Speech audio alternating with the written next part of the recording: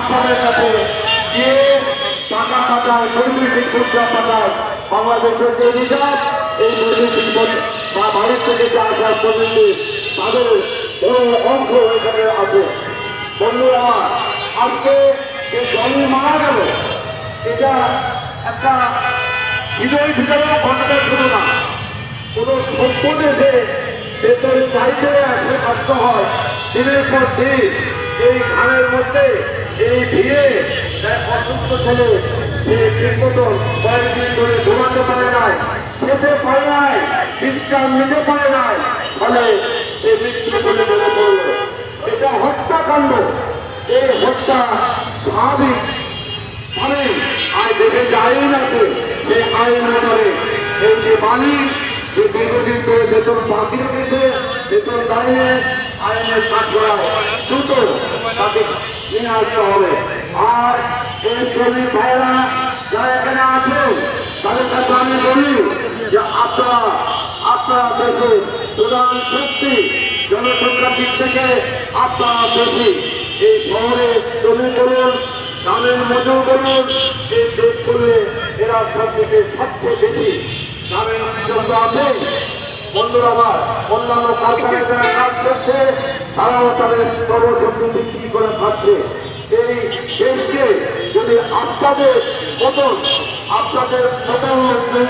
ক্ষমতায় না যেতে পারে, আপনাদের প্রতিনিধি যতক্ষণ ক্ষমতায় যেতে না পারতেছে, ব্যবস্থা যতক্ষণ না পাল্লাচ্ছে, ততক্ষণ আপনাদের ভাগ্যের পরিবর্তন হবে না। তাদের কাছে আপনার সচেতনভাবে এই জিনিসগুলো শুনবেন, লড়াই সময় ছাড়বেন। অন্যান্য পেশায় যে সমস্ত শ্রমিক ভাইরা আছে সবাইকে নিয়ে আপনারা একত্রিত হবেন, সংগঠিত হবেন। বলে রাখবেন, রাষ্ট্র থেকে এক সরকার যায় আর এক সরকার আছে, আপনার ভাগ্যের কোন পরিবর্তন হয়নি। শিক্ষার্থীরা 15.5 বছর কি করে গেছে, নতুন করে বয়ন করার দরকার নয়। আজকে এই সরকার শ্রমিকদের যে দাবি, সেই দাবি মানছে না। বৈষম্যের যে আন্দোলন হয়েছিল এক দফা থেকে ছাত্র জনতা বৈষম্যের আন্দোলন, সেই আন্দোলনের ফল আমরা কোন ইতিবাচক কোন ফল দেখছি না। শ্রমিকদের ভাগ্যের কোন পরিবর্তন হচ্ছে না। একটা উৎসব হচ্ছে, এই উৎসব আপনারা এই সরকার বেতন নিয়ে বাড়িতে আপনাদের পরিবার পরিজনে উৎসবকে করবেন। এই উৎসবটা করার কোন সুযোগ এই সরকার করে দেয় না। কাজে আপনারা সংগঠিত শুধু মালিকের বিরুদ্ধে আপনাদেরকে রেখে দেওয়া হলো না। এই মালিকের পক্ষে যে সরকার থাকবে তার বিরুদ্ধে আপনাদের সংগঠিত হয়ে এমন একটি সরকারকে আনার ব্যবস্থা করতে হবে যে সরকার আপনাদের ভাগ্যের পরিবর্তন করতে পারে।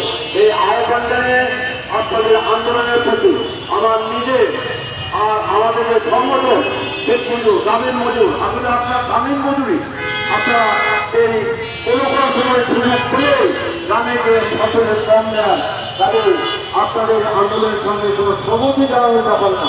আমি আমাদের সংগঠন আপনাদের সঙ্গে আসে, ভবিষ্যতে আপনাদের সব লড়াই সংগ্রামে আমরা আপনাদের সঙ্গে থাকবো।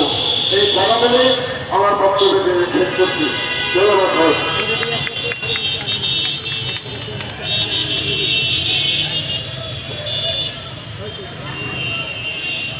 বন্ধুগণ, ঈদের আগে টাইলস কার্যের শ্রমিকদের বকেয়া পাওনা পরিশোধ করতে হবে এবং একই সাথে